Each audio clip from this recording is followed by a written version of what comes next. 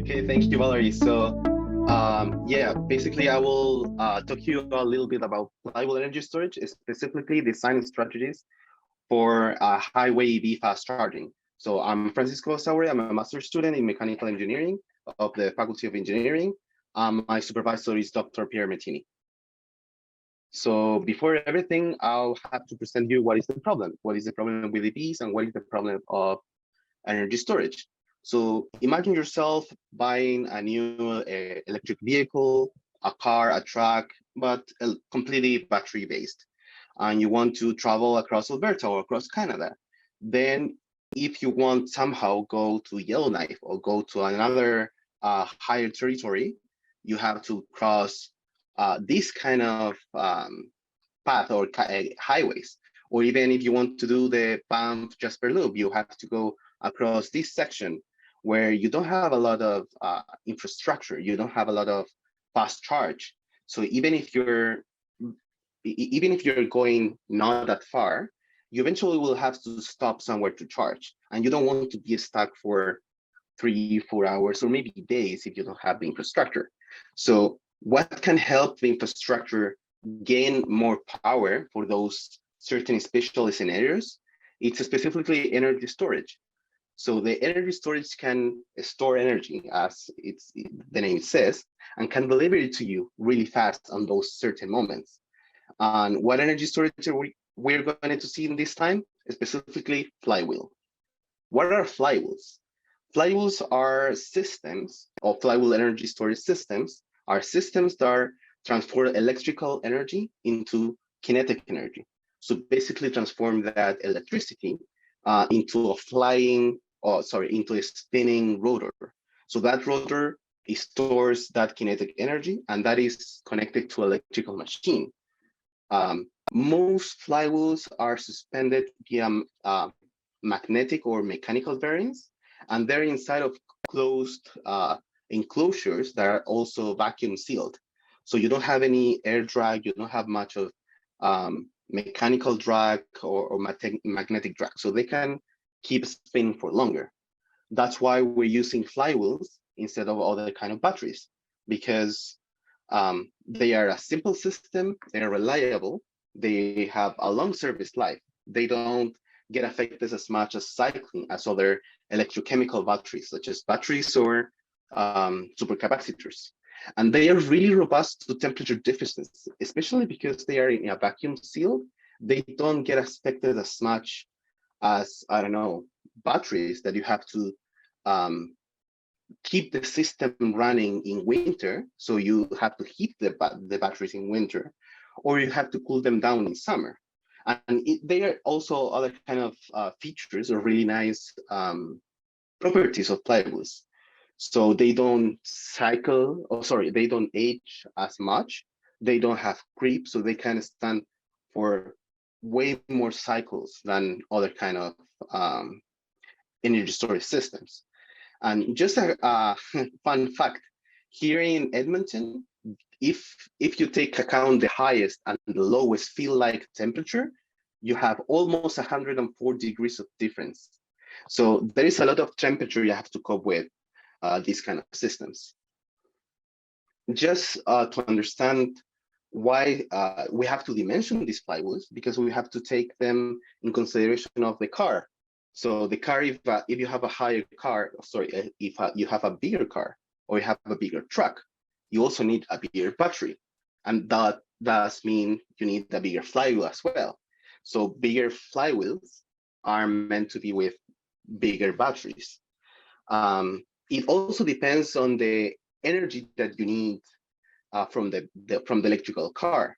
So if a car can give you or needs you a lot of power that is different from energy, if this requires a lot of power, you also need a higher, bigger flywheel.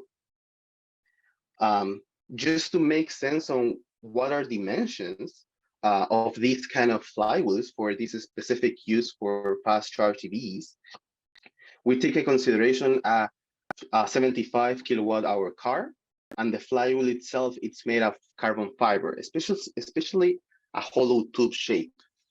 So it's basically a tube that spins. In this realm, the flywheel that are designed for between 150 and 350 kilowatts of power output, the RPM are between 15,000 and 30,000. So it's been quite fast. The radius is between 0.3 and 0.7 meters. So also pretty big. It's 2 meters tall. So the mass, counting that is carbon fiber, it could be between half a ton and a little bit more than 2 tons. So they're pretty massive too. And the project cost, it could be between 270 to almost $500,000 per system. So it will be the cost per flywheel energy storage system that will be beside the energy station. So if you compare it to other kind of upgrades, so you have the energy, you can make that energy storage, or you can upgrade the grid.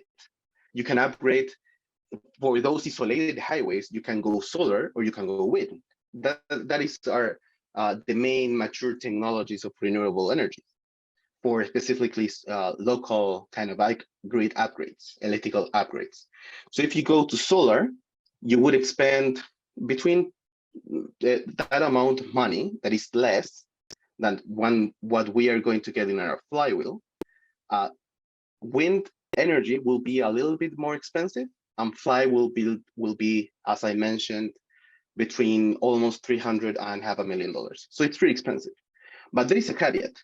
If you go solar or if you go wind with renewable energies, that cost would be if you want 150 kilowatts of power or 350 kilowatts of power.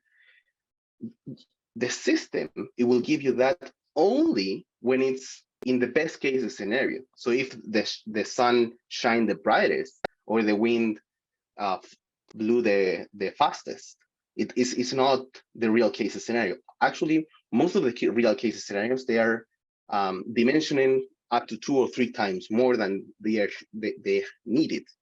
So basically, if you multiply it by 3, you get this cost for solar, this cost for winds, and the same cost for flywheels. So then it makes sense to have flywheels instead of upgrading the grid, because upgrading the grid is not just complex. It is you require a lot of economic power. You need a lot of investment.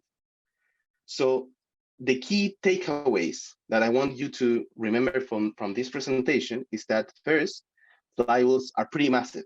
So compared to a F-150 of Ford, they are pretty big. 2 of those flywheels can recharge basically 2 cars, but they are the size of the car itself. That is spinning at 30,000 RPM. So they're pretty massive.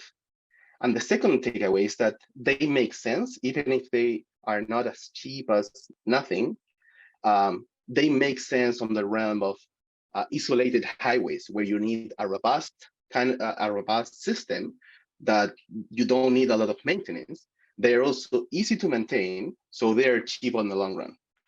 So I would thank you for this presentation. So thank you for future energy systems to make this real. Thank you, Pierre Martini, to be my supervisor and guide me in this research. Well, thank you all.